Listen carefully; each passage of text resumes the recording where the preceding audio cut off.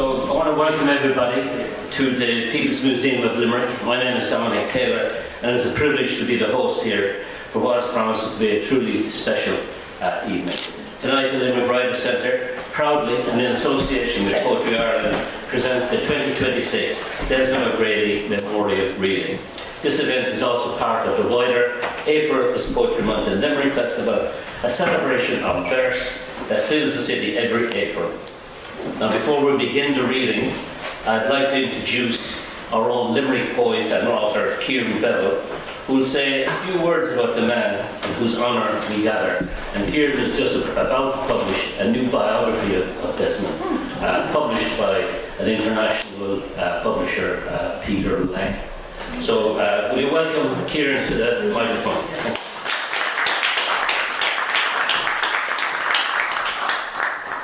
Thanks, Dominic. Lovely to see you all again this evening, and looking forward to the three readers. So Dominic invited me to say something about my forthcoming book. It's called Longitude and Latitude, a literary portrait of Desmond O'Grady.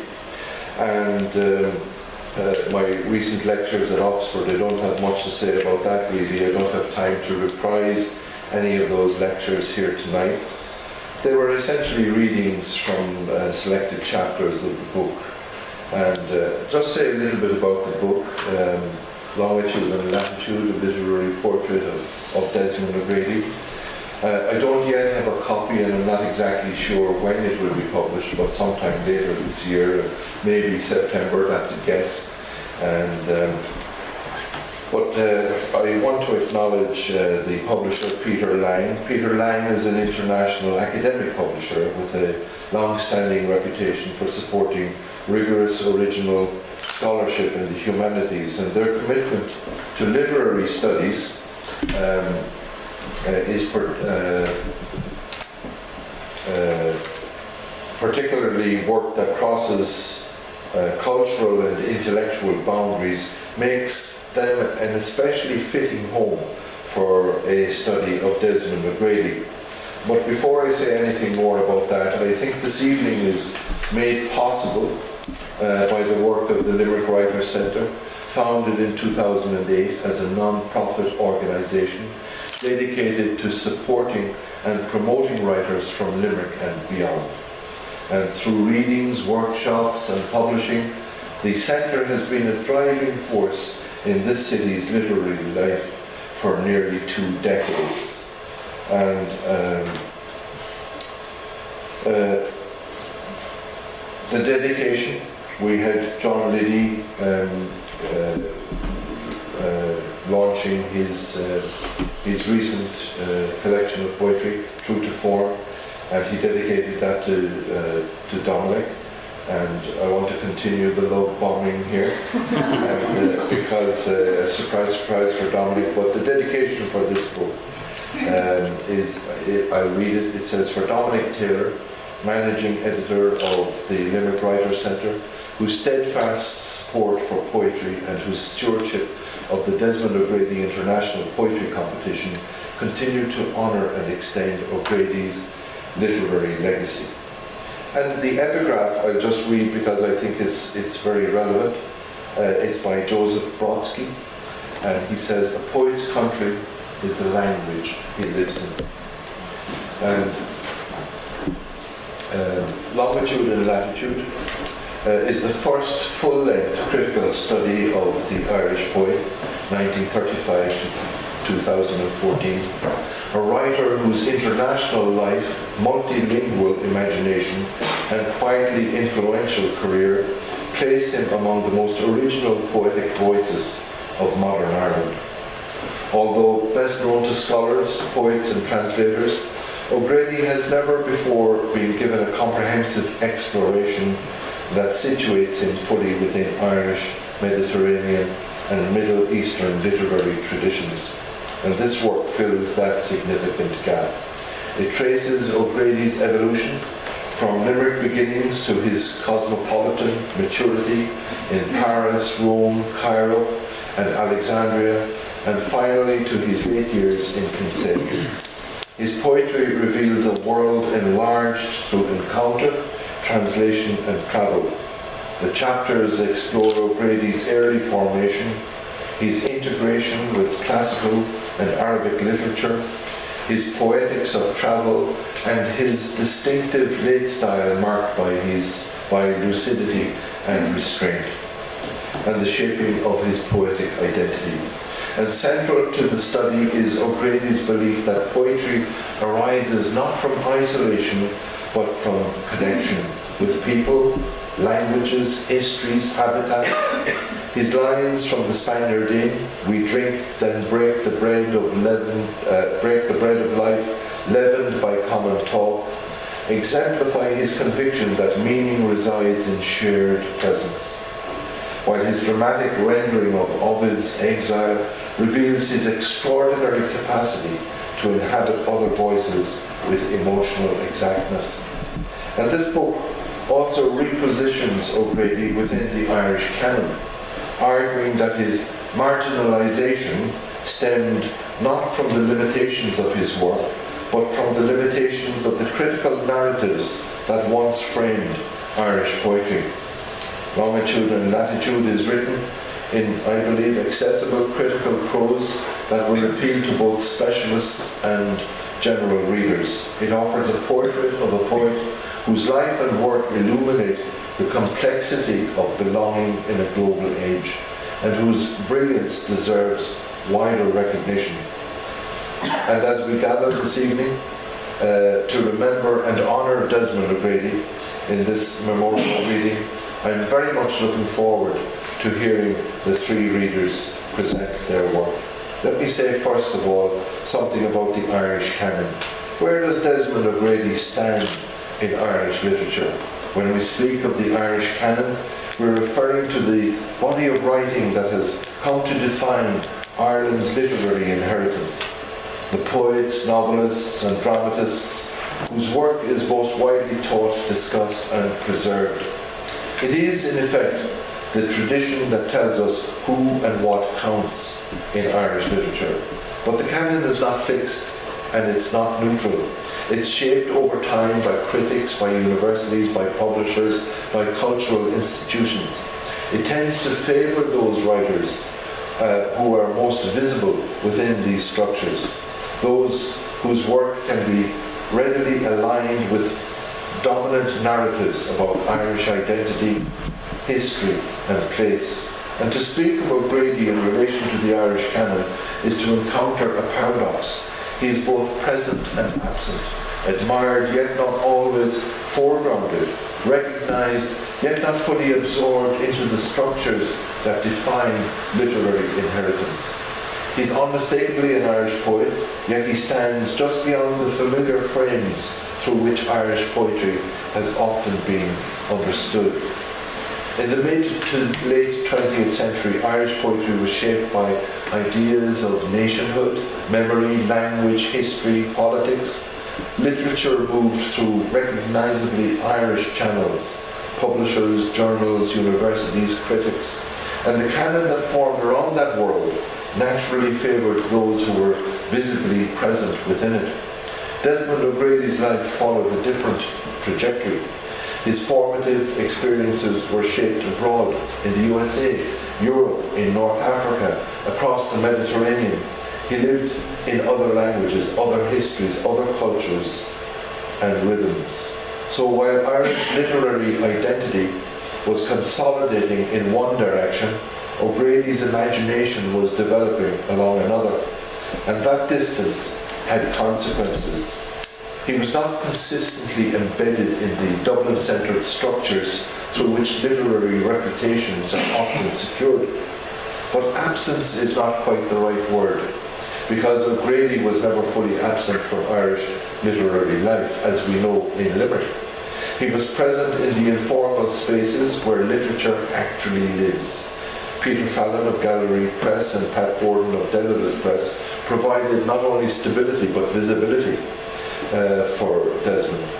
And that brings us to Dublin, not the official Dublin of institutions, though he did become a member of Aostána in 2001. Literary culture is not made only in lecture halls or anthologies. It's made in talk, in arguments, in the testing of language among those who care about it. Desmond O'Grady belonged to that world. When he was in Dublin, he moved within a network sustained less by institutions than by friendship and mutual regard. Among them, Leland Bardwell stands out, a figure who helped sustain a bohemian independent literary culture in the city after the 1960s. Through gatherings, readings, and personal connections, she created a space where writing could live outside official structures, and where O'Grady's work found both audience and understanding. And then, of course, there was MacDaid's pub. We were just talking about that, Pat. The name MacDaid's is to evoke something central to Dublin's literary life in those decades, a place where writers gathered. Its atmosphere was shaped by the lingering presence of Patrick Kavanagh, Brendan Behan, Flann O'Brien, and carried forward by those who came after, Anthony Cronin, Pierce Hutchinson, and the young John Banville, among others. This places him not outside Irish literary culture, but within one of its most vital forms, the informal, conversational, intellectually alert community in which literature is tested and renewed. Nevertheless, O'Grady resists easy classification. He does not fit the frameworks through which canons tend to organise themselves, and canon making, for all its authority, often prefers what can be readily named and contained. He lived across cultures, across languages, across histories, and yet this didn't fragment him. Each place became part of an accumulating consciousness. His poetry is inseparable from his work as a translator, one of his most significant and most under-recognized contributions. Through translation, he expanded the imaginative reach of Irish literature, bringing Arabic, Kurdish, and classical voices into dialogue with it. He demonstrated that Irish writing need not confine itself to a narrow set of traditions, but could engage fully with a wider world. But translation, like cosmopolitanism itself, has often been undervalued in canon formation. And this too is part of the story. Later in Kinsale, O'Grady returned to Ireland, of course, the place where multiple journeys converged. Desmond O'Grady belongs not because he conforms, but because he enlarges, because he shows us an Irish poetry that is outward-looking, intellectually adventurous, historically alert, and deeply humane. And perhaps most importantly, and I close on this note, he leaves us with a different idea of what belonging actually means. Thank you.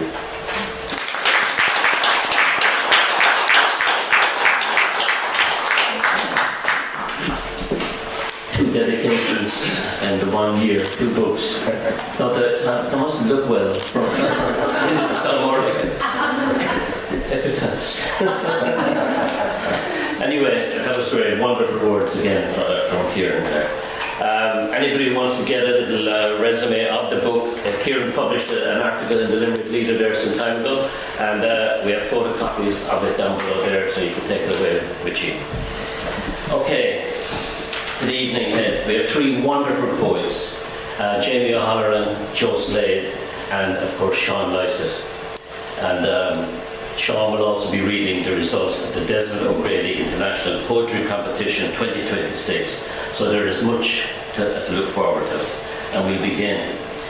And how fitting that the first poet is none other than the winner of the 2025 Desmond O'Grady International Poetry Competition, returning to this stage, in a sense, in triumph.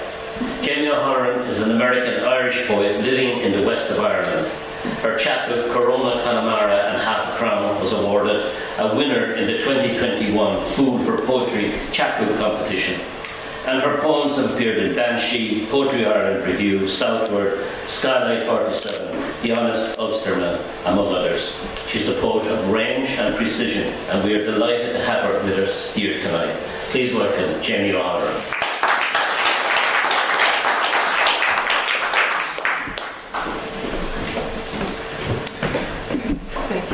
Seán. It's really a pleasure to be here and an honor to be reading along with Joe and Seán. I'm excited about that.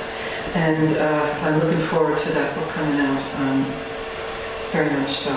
I'm going to be reading this evening from Ballast, which was my debut collection.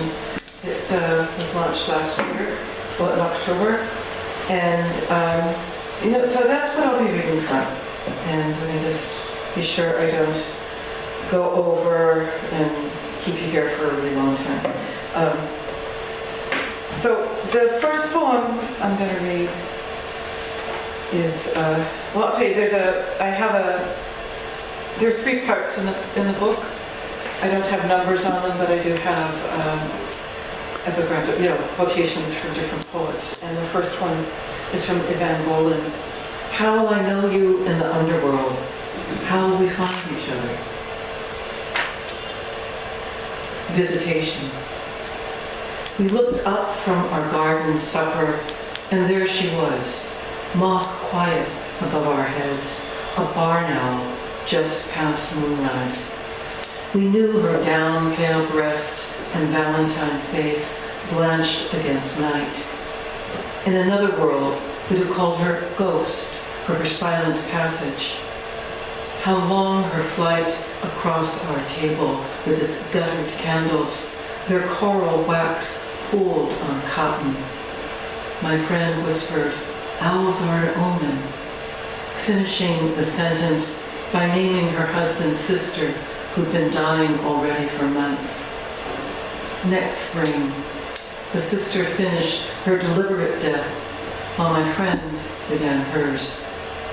If she had glimpsed Minerva in that bird, might she have stepped over the threshold of wisdom rather than through death's wide door?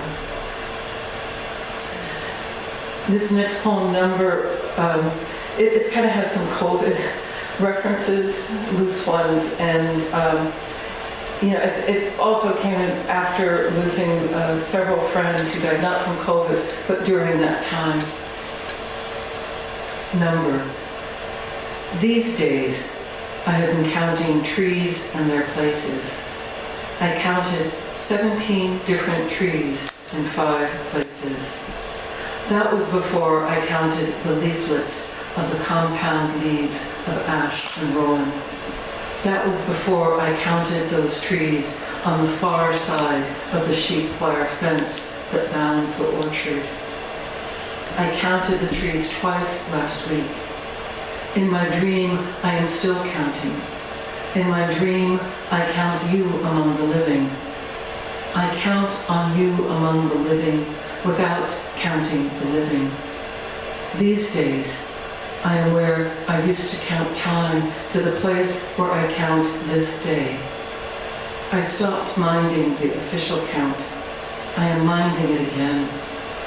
Variations reveal themselves in the way the spacing and shape of leaflets tell me rowan from ash.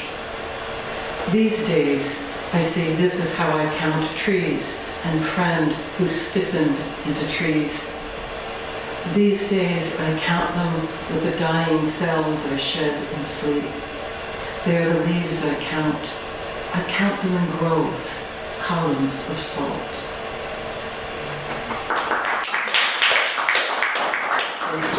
So this first section of the book is a lot of elegy. And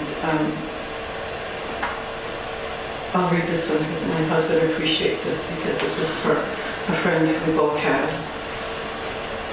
Full Sail, in memoriam for Hallie Christensen. Sweet hall and bathroom. Shift boots from where they lurk under the bench. Sweep under the bench. Mop under the bench. Mop the kitchen. Have 7 poached Seville oranges. Scoop out pulp and seeds. Divide 14 orange shells into 2 stacks of 7. Slice the rinds so thinly they will float like golden threads in the marmalade. Marinate whale steak in milk. Marinate whale steak in milk. As I let my sorrow unfurl in my chores, I invite you to give me that recipe again. Just one of your gifts, among them blonde hair that slipped into silver, your fleece-soft voice, a day at sea. I learned this morning that you left yesterday, so I console myself with muscle memory tasks. Oh, friend, always glad to see you, to listen to your discoveries of Pacific sailing and Joshua Tree meditation. Oh, Icelandic writer, your saga continues. And this is a poem, so, I didn't grow up here in Ireland, I was born here, but a lot of Irish connection. My grandmother was from County Mayo, and this poem goes into some family things, and it's called Recession. Cousin Michael let a coffee bean fall into my glass of sambuca as our mothers fell back into the hold of their dead. Drunk, dead husbands and mothers. Uncles vanished during Mass. Our families down to just us. My cousin tooled me around the Hudson Valley, past vacant banks and slow malls in July twilight. The car he couldn't afford kept going, its body dull and the upholstery torn by shoes and lunchboxes. He told me all his life, the last years, his unfaithful wife, and how he loves his daughters. We drove the spiral of roads around his home in the Hudson Valley. Here, in this valley, my cousin drove and talked to me, his stranger cousin. He is the namesake of the uncle who drank too much on Saturday night, wouldn't get up for Mass, and was never seen again. Here in this valley, where my mother was sent to board, while Mary, her mother, drank and died, and my father's rich Germans sold eggs.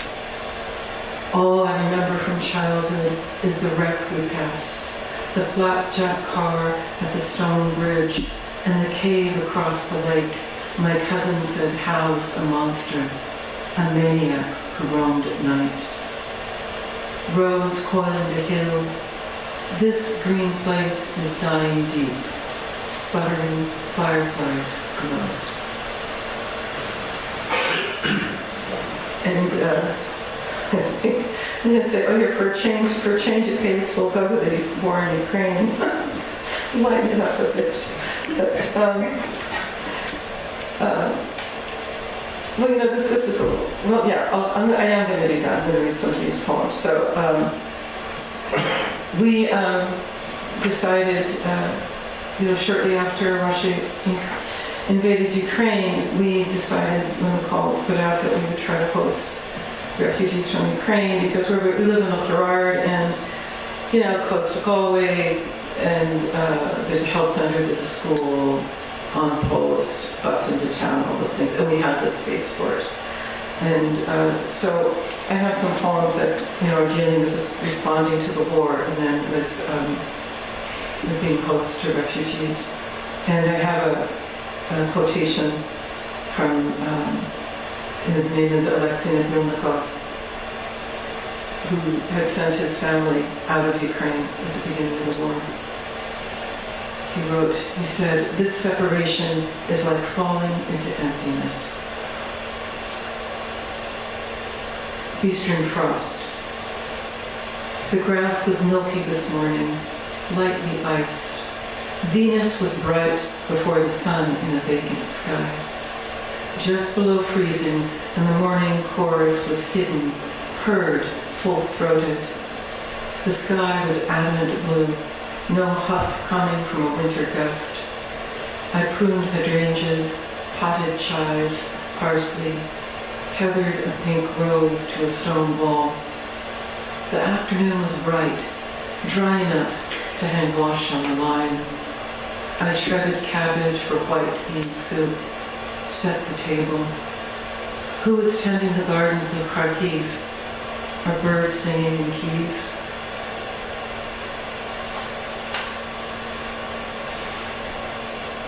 And this one has a title.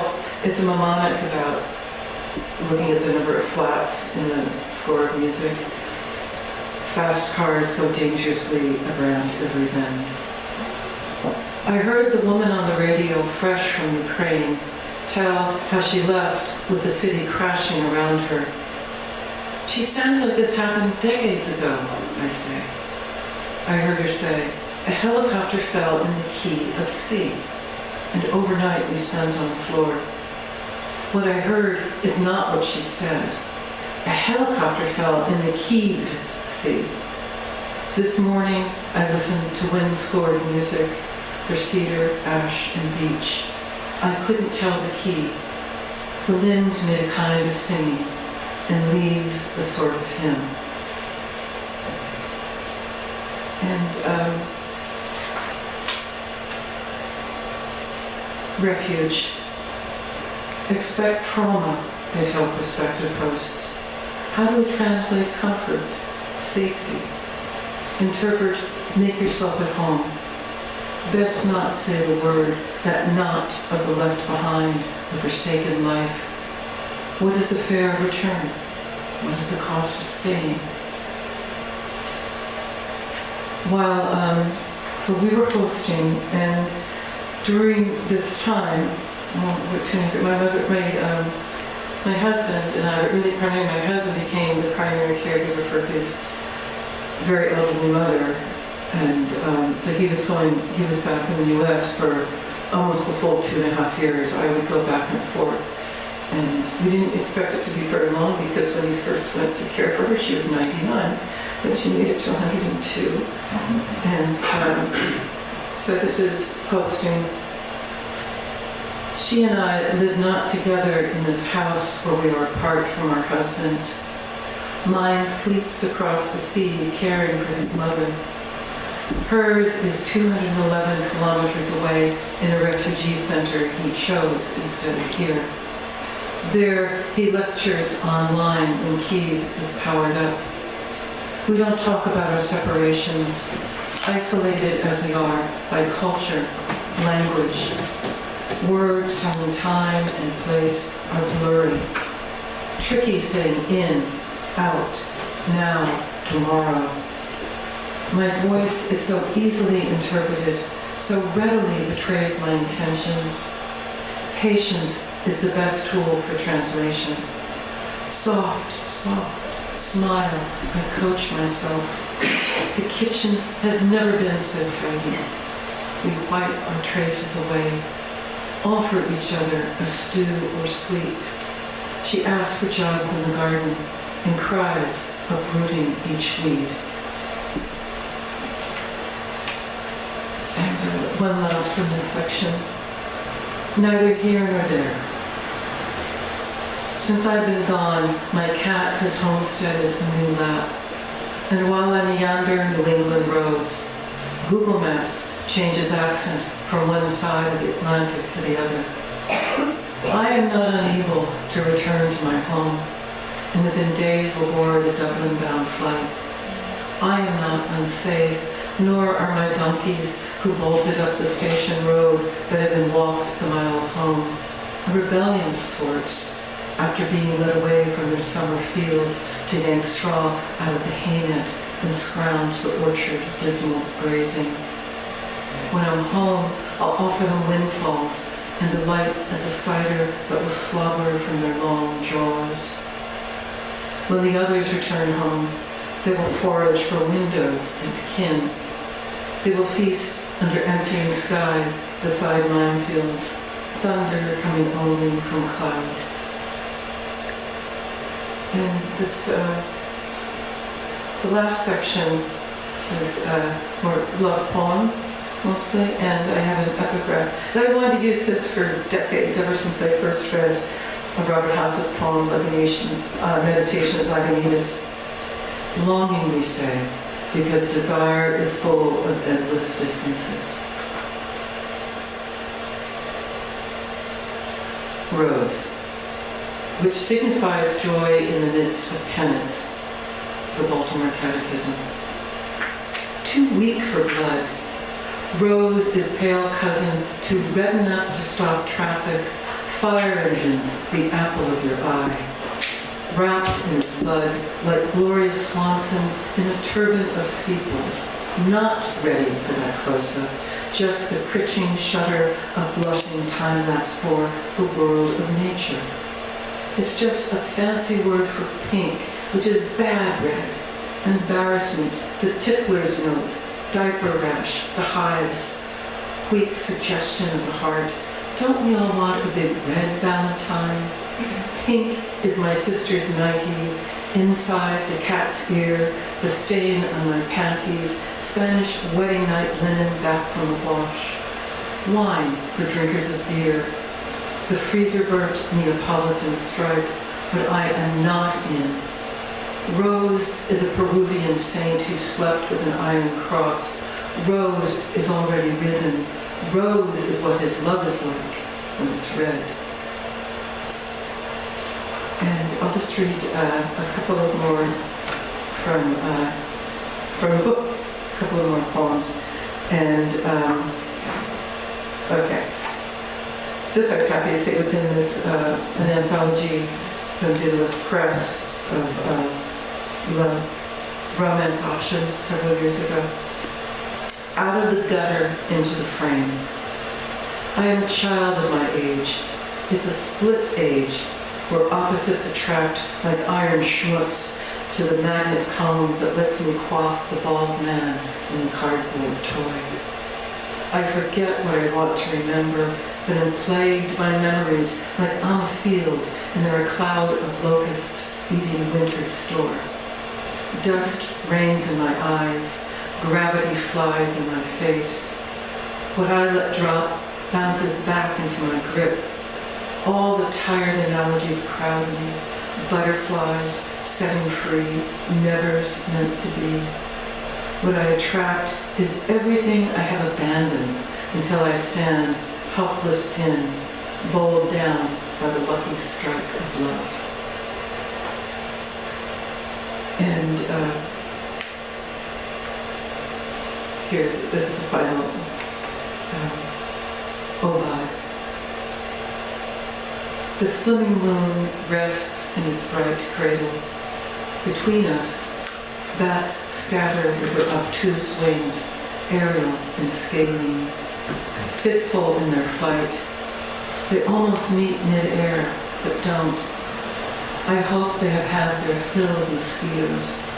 I hope our course is nothing like theirs. Thank you very much.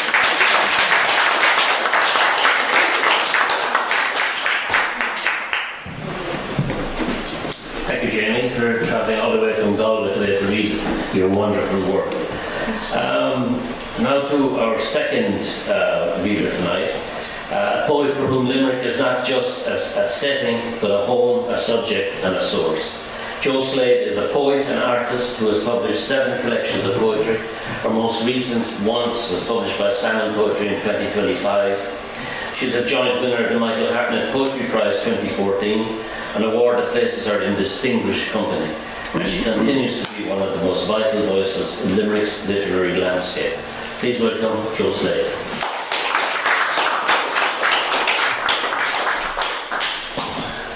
Thank you very much, Dominic.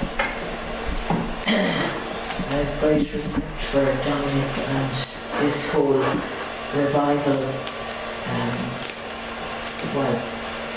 poetry publishing in Limerick. I often used to think years ago when I was part of the forefront poets with Kieran and Mark and Tony that I would often say what it would be like if Limerick had its own publishing house. So I'm really thrilled that it has. I hope someday I'll be part of that as well. Anyway, for now, thank you very much, Jamie, for that beautiful reading. Yeah, and Kieran for the wonderful talk. Yeah, you have such a brilliant analytical mind. Away with words, I'd say. Anyway, I'll start the reading, and I'll read first of all from this most recent publication, Once, published by Salmon And I'll read a few poems. I trust Dominic will keep me aware of the time. Please, thank you.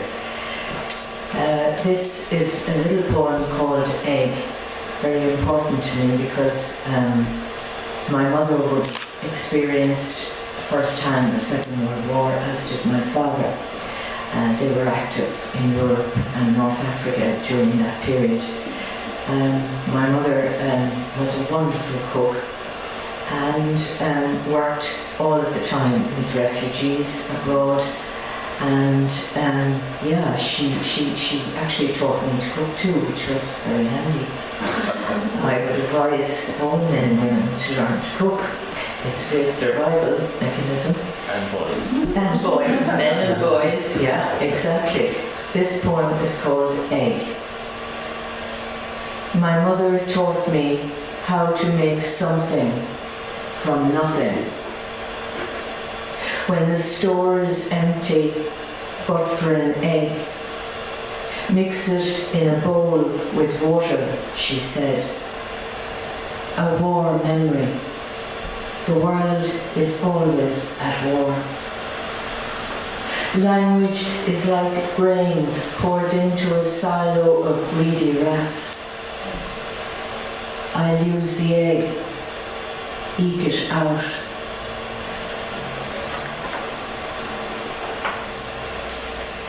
Ruins of Time. A lot of this book once, certainly the centre section of it, is really about the terrible tragedy of the children of the world today. As I've got older,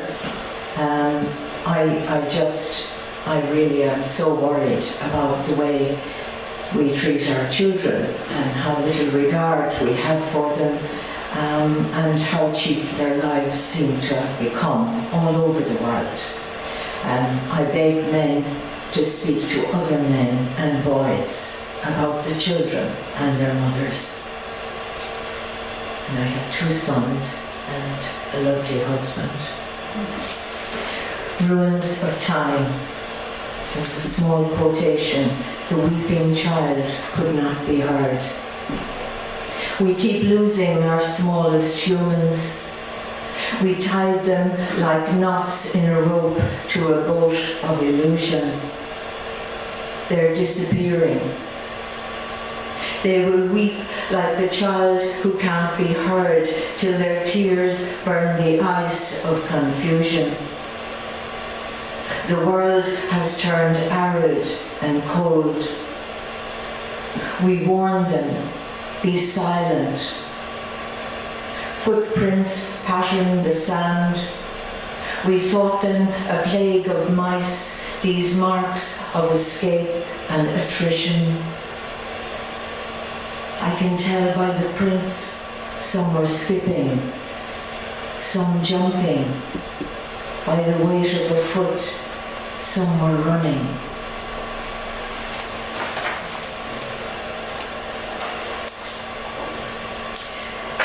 This next poem, which I've marked for tonight, is it's all about Limerick. It's called Estuary, and I know Dominic likes it, so and I thought I'd read it tonight for that reason. Estuary. Over the white surface, white-crested birds fly. Their arrowheads point down. A silver flash, a glint of fish, they see it and dive under. I'm walking into morning light, a bright moon and the sun rising in the east. The estuary is shimmering and the water is full of good intention. Little egrets rise and cut the blue, a small slit the moon slips through. They swoop into land, and for a second there's confusion. I barely see them, but I'm tuned into their calls, the modulations, the pitches, the screeches. The insistent repetition of a single note echoes above the mud. They flit tip-tap the silt, make prints that form a pattern like stitching. All this blurring and swaying, white on white, melding to a further out white, sea white, and the earth throbbing beneath, down at its deepest, near the core of something spoiling and changing. Riverbed, ocean floor, the soft silt sucking, flexing, always moving. It's all partly illusion, these linear gradations of light on water, the subtle hues. Soon high tide will disassemble everything. The sea flood in, waters blend, spew, shatter, and me, solitary human, treads the same earth. The sky is bleeding, the estuary is bleeding.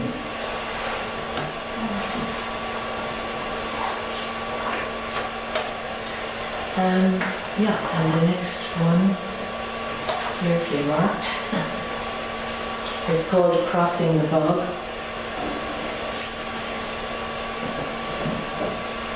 Dark road through the brown bog. Under a bright moon, spirits roam.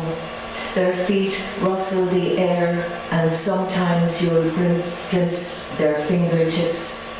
White cotton balls that suddenly appear, then disappear. Dawn light brightens the ponds, and there, between two rocks, a heft of bog oak. The ancient wood curled and gnarled, so like a creature in the half-light, a stoat, a fox, darkened by death.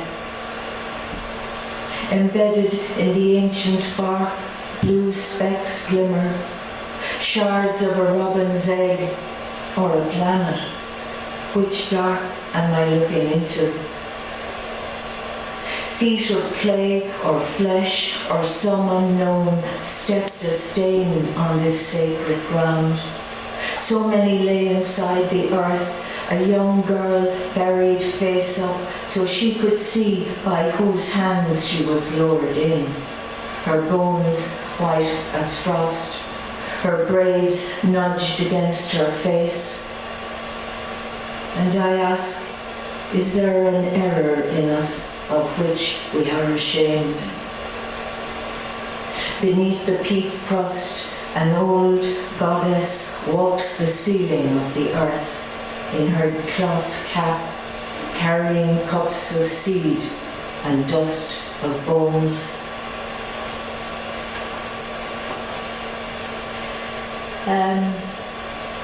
This short poem is called Twin. When I find her, I will take her in my arms. I will rest her face in the crook of my neck. She will smell of years of rough sleeping. Damp will have seeped through her clothes into her bones. I will hold her and know her weakness, for she will be tired, she will be defeated.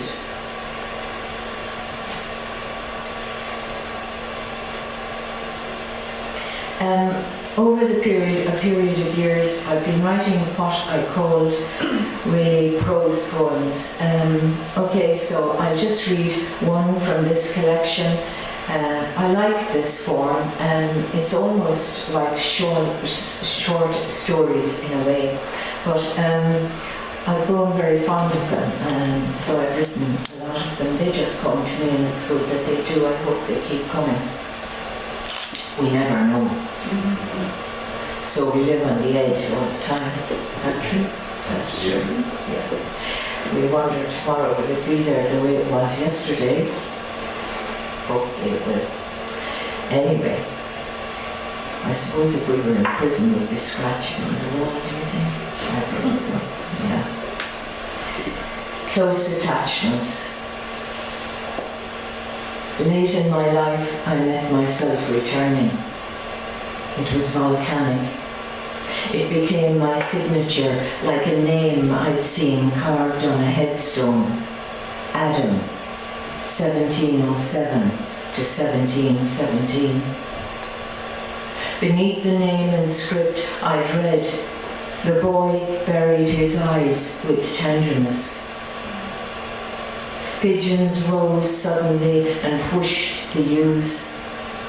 I determined the mathematics 0010. I tried to figure their significance. I thought perhaps it meant more than the boy's age. It remained inscribed on my mind. I took this as a sign. Today I'm in a provincial station close to an estuary. A cold wind swirls the vacancies. People wander aimlessly, hugging the edges of their lives. I'm waiting for signs to flash. Boarding times, platform numbers. A boy whom I'd noticed earlier tugs my coat. He's carrying a box with small perforations. I hear cooing. The boy is blind. He asks me to read the signs. I take the boy's hand that is full of graciousness. Together we board the train. We're kindreds. We live in darkness. We sit one beside the other, the box perched on the boy's lap. The whistle blows, but the train doesn't move. Grass grows around our feet, verdant green grass rising, covering the sight.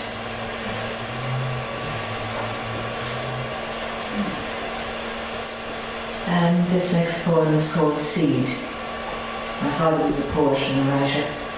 He actually performed quite a bit here in Limerick in Castle Poets, and he was a friend of Desmond O'Grady's and visited him often in Rome. And he wrote a funny limerick actually about Desmond and Anna Akhmatova. I wish I could remember it, I can't now. Anyway, another time. So this is called Seed. I was born rooted in remoteness. The green shoot that was in me has flown to the mountain. What did you give me? A seed for a craggy field, something to grow. But you, who I did not know, not even as the night sky or the capricious river, you move in every room. You are soil through my fingers. I need a little time? Yeah, you're okay. Okay. I'll read the title poem of this collection called Once, and then I'll finish on two short poems. It's called Once, and it forms the last section of the book. And just a small quotation to sort out the I's in it, okay? The I singular is also the I that through the tiny aperture can see the sky. That's a quotation from a very well-known, goes back a long time, George Open in his Seascape. Okay, so I was struck by that, and also that I was trying, I think, sometimes at the end of a collection, I try to not finish on a poem that is got a full stop and dead, but to finish on something that kind of makes me, propels me forward to maybe the next collection in the hope of writing, of not being stuck without it. So Once is a reflection on the human species, really. Once we were human. We were our own experiment. Autobiography of intent. What does a word mean? Hugh, woo, man, broken by unlikeness. Such hardship, gravity, bonehead bot alive with death, a once species, particles in ice kept, blue cloud mouth, small winged vulva, lithe fingers we could touch, bone, wire, hair, earth, dust. We ate muck, primordial. Something entered us, a grief mechanism. Once we remembered everything, fact pounded its boot. More profoundly, a mother vanished into a wood, torso of calcite and a sullen dove. The child consumed the mother's air, like a salt fusion when there's no water.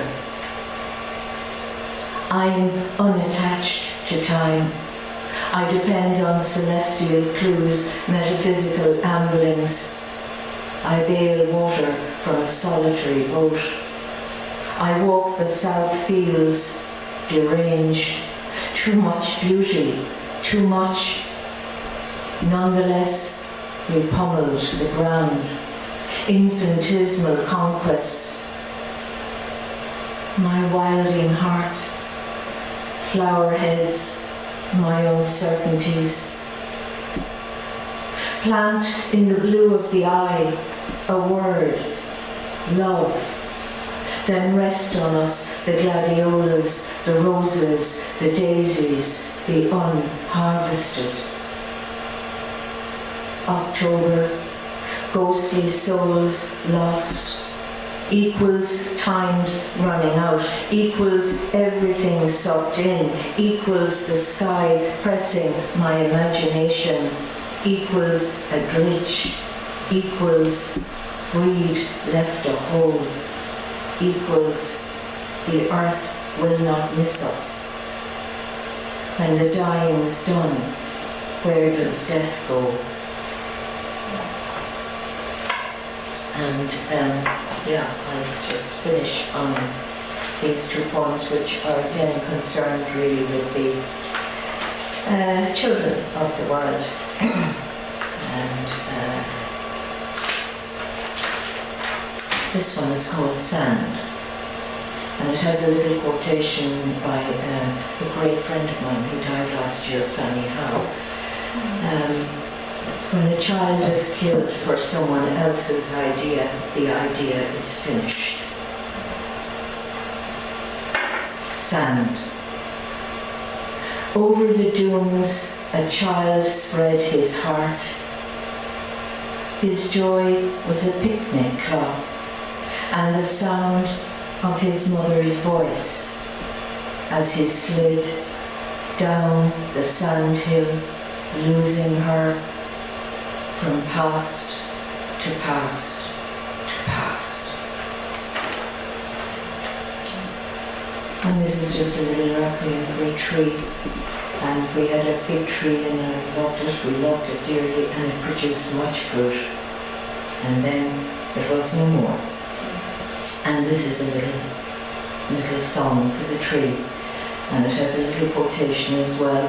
On the wood we murder what is good. And that, of course, is St. John of the Cross, a great Spanish mystic whose work I've always really liked. Last summer, a tree woke with death on its face. Why have you darkened? I asked. Will you shrink back to a seed? The tree cried in the dark. Still it grows, and the wood of death is leafed with its fruit. Thank you.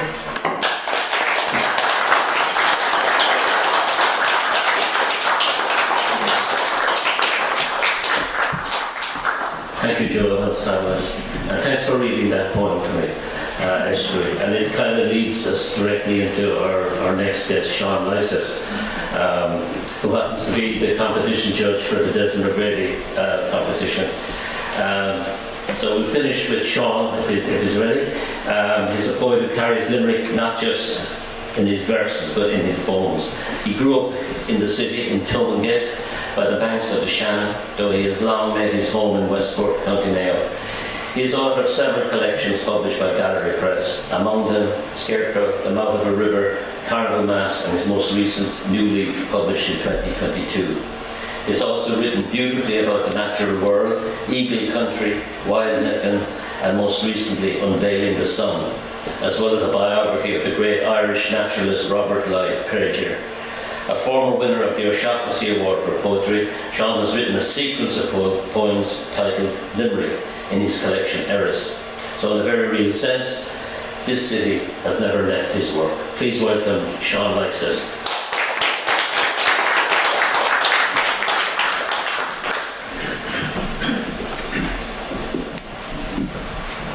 Thank you very much, Dominic, and thank you for the invitation to read here and to be the judge of this year's competition. It's very good. It feels really good to be back in Limerick. We're not here that often nowadays. Should be here more often. On this occasion, I'm pleased that I have that sequence of poems that you mentioned from the book Eris.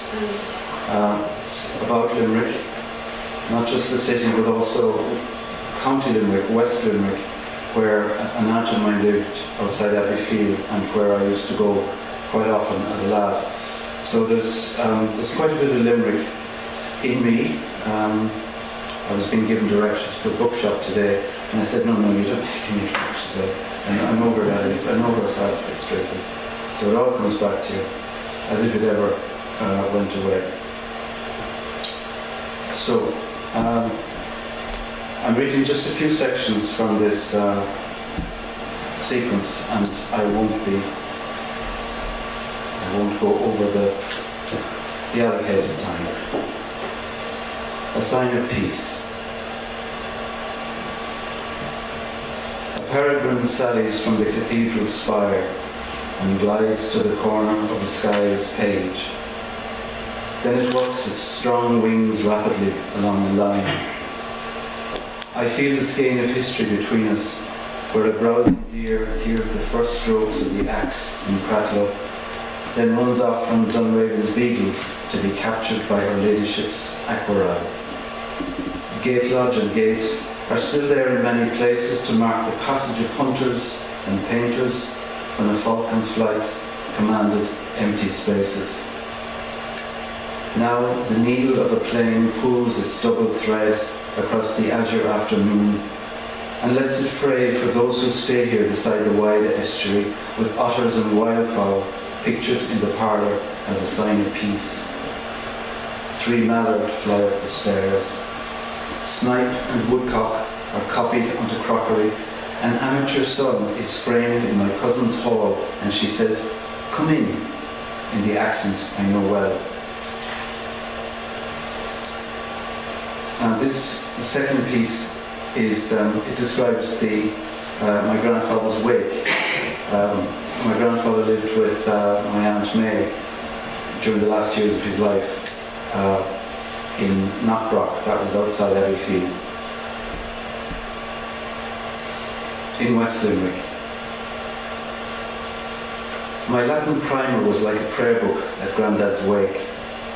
I read Amo, Amas, Amat to myself dutifully. The country people sat around me drinking porter or tea, while outside the pile of towels burned poorly because of the rain. Noreen's eldest was in the middle of exams, and Joe's last prayer that night would help the boys succeed. If you have any faith at all. I was left to learn the verb to love. Before they closed the coffin, I was told to put him down my book and look at him in the room. He was the wit of Island Annie, Joe Welch. He had heard the shots of Gertha Glana. He had known a woman who'd been through the famine. Then the men carried the coffin down to the road on a wretched evening with black clouds. I remember how the coffin handles glowed through the twilight, like the golden bow Aeneas carried to the underworld. That was a few years later, Book 6 of the Aeneid, the hero's quest with the Sibyl from Cumae, the winning steps through a grammar that's remote and elemental, like my first memories of an old man in his seat, me biting into an apple he had given me, and then him asking, "Well, by gone, is it sweet?"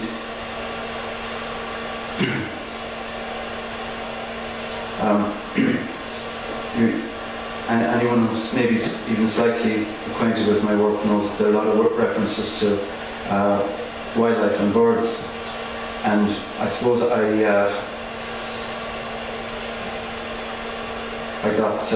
learned a lot about wildlife going down to Westfields, which is just on the other side of the river here, beyond the boat club, between the boat club and Barrington's Pier. So there's a kind of reference to that at the end here of this section. River Town. The first town planner was a Dane waving the ford. He conceived of a river dividing people in that bare place and gave to Lax Weir its meaning. Water was always going to be a concept here, as was stone lifting grey stone above the river. Anglo-Normans, Elizabethans, Cromwellians all kept the town's portcullis, but they died elsewhere and left memories to the local historians for them to celebrate the sullen garrison and the gaudy jades in the streets of Irish town. They survive in an engraving under Turner skies, these characters hidden by their burdens as they unload the yawl of the wharf, the shawled women, the ragged urchins, the tight waistcoat of the boss who told the artist to make him look prosperous.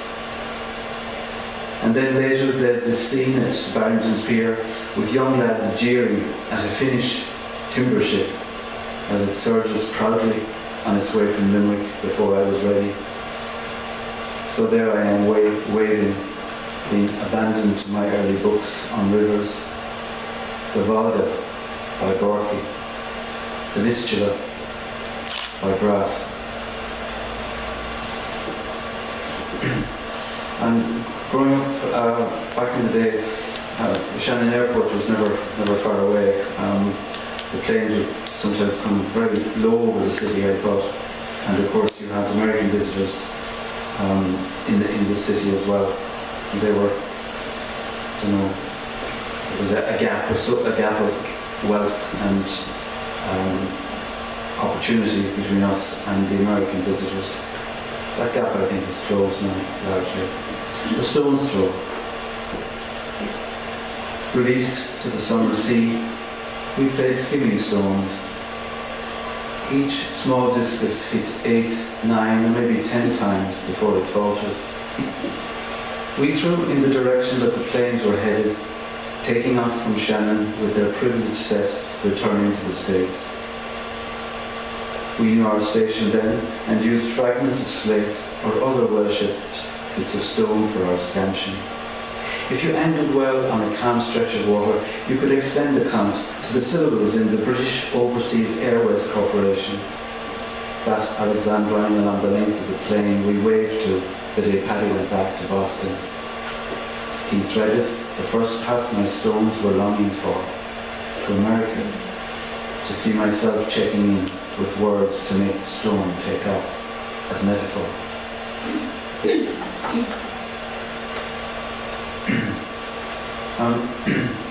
Growing up in Thomondgate, we were around the river quite a lot. We used to fish both at low tide for trout and salmon, and at high tide you could fish for eels from Clancy Strand. So here's Eel Boys. At high tide, nothing that happened could motivate us except the moment when an eel began to bite. So we watched the tip of our rods for the slightest tremor. That seismic event under the surface would register in our gear, then we would reach, strike, and haul in the reluctant eel. The place we came from was reflected in the burnished evening flood. King John's 13th century walls, 2 cathedrals for the main denominations, a fishing rod engaged with the contortions of a twisting fish that landed and then snaked it all over the road. And this was the moment the tourist coaches slowed to watch us and take pictures. We were genuine Irish, although the slime that came off on our hands as we removed the hooks was hardly picturesque. But they were satisfied. More snaps for the book of photos making us immortal in New York or Boston. We were the eel boys who stole the show. Much more interesting than that treaty stone on everyone's itinerary. The eels took until the tide turned, and the rippling Shannon took the latest freight of pictures to the seabed from the mirror of the river. The rapt faces of the Americans and our wavering heads. And I'll finish then with just section 8 from this sequence. This is home. Was it the same as origin? The notion home in Patter's elegant prose. Once they had refused the empire, we all had to make it on our own with the precedents we knew. Auntie May's small house on a dozen rushy acres near Abbey Field, where I spat my pure white toothpaste out the back door. Or Paddy's place at Inch with its guard of greyhounds. I wondered if I had the skill to throw a ball down the biggest dog's throat to stop it barking.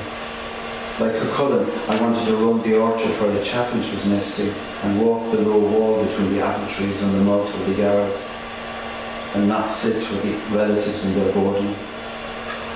My mother thought that my uncle had it hard. Maybe he would have been better off in London where she had lived and left my father. Wood Green, the Strand, a room in Notting Hill, a honeymoon in Bournemouth. Trafalgar Square some fine afternoon where Hannah, Beta and Noreen fed the pigeons. Why didn't you stay? The boss offered you a house. No, London was no place to have children, she said firmly, so it was back to Limerick's lesser gain on our account. Not quite that undisputed place, but what you say when you're asked, where do you come from? Thank you very much.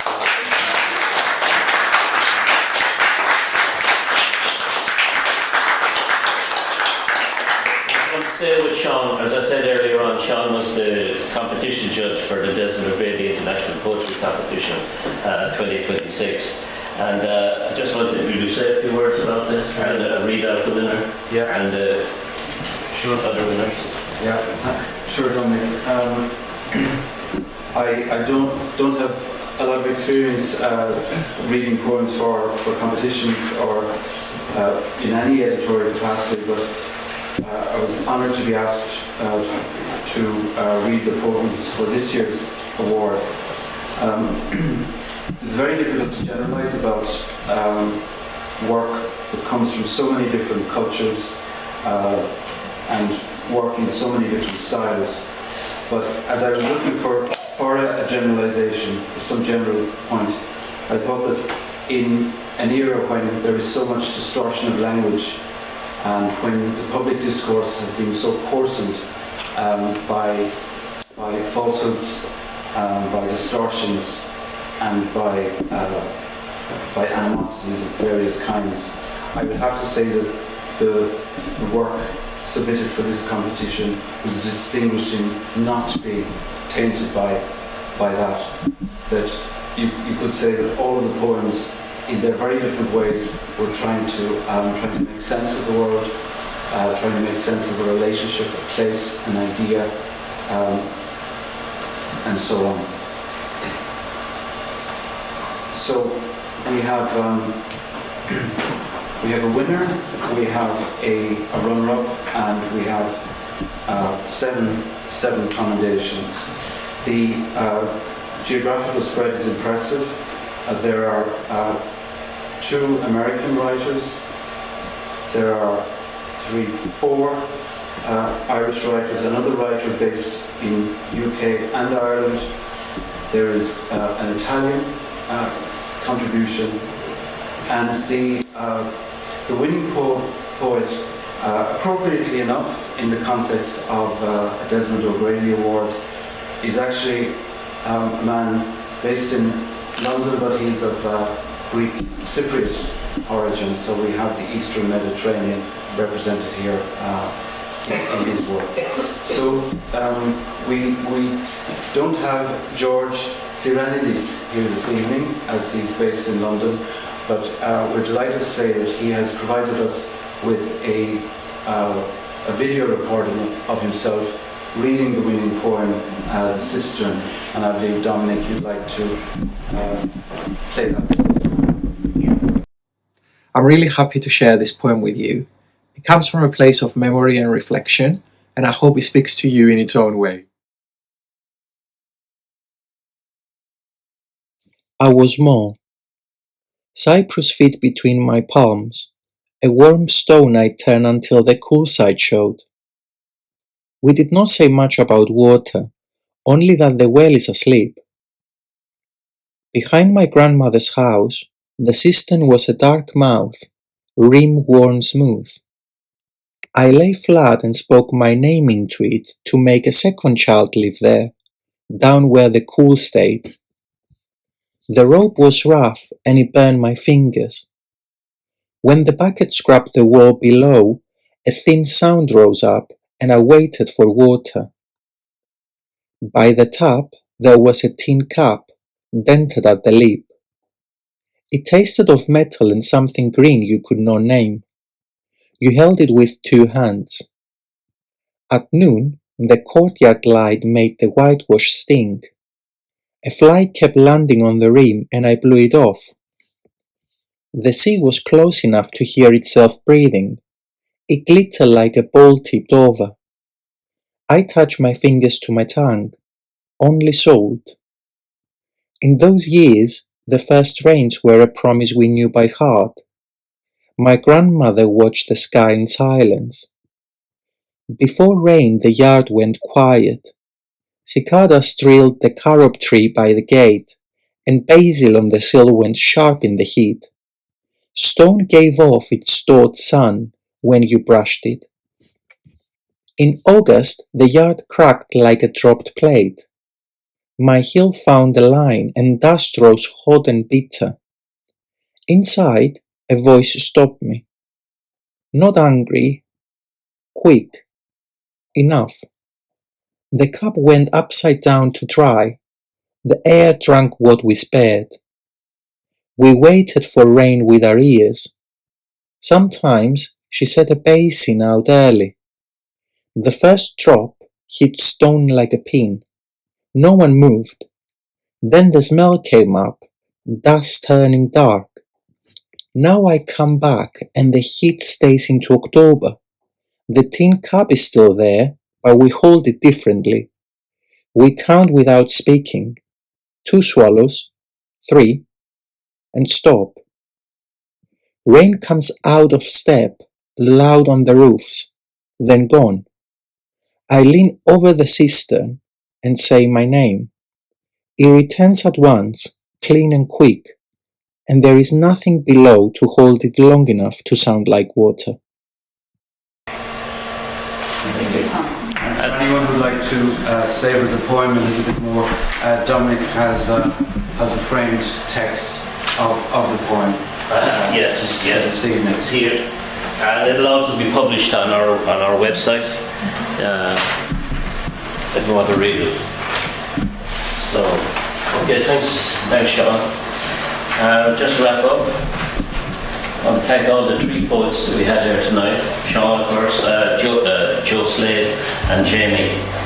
3 distinct voices, and all gathered here in the same spirit. The spirit of Desmond O'Grady, who believed in poetry as a living, breathing and travelling thing. Nights like this remind us that belief matters. Poetry is not an artefact under glass. There is something wonderfully apt about being here in the People's Museum for this reading. Literature, like everything in this building, belongs to us all. A sincere thanks to you all, and also to Poetry Ireland for their partnership and support, and to all of you for being here this evening as part of April is Poetry Month in Limerick. This event is free and open to the public, as poetry should be. If you'd like to find out more about the Limerick Writer Centre and their upcoming events, please contact us through our website, limerickWriterCentre.com. On behalf of everyone here, thank you for coming. Safe travel home, and may you carry a line or two with you when you go. Thank you very much.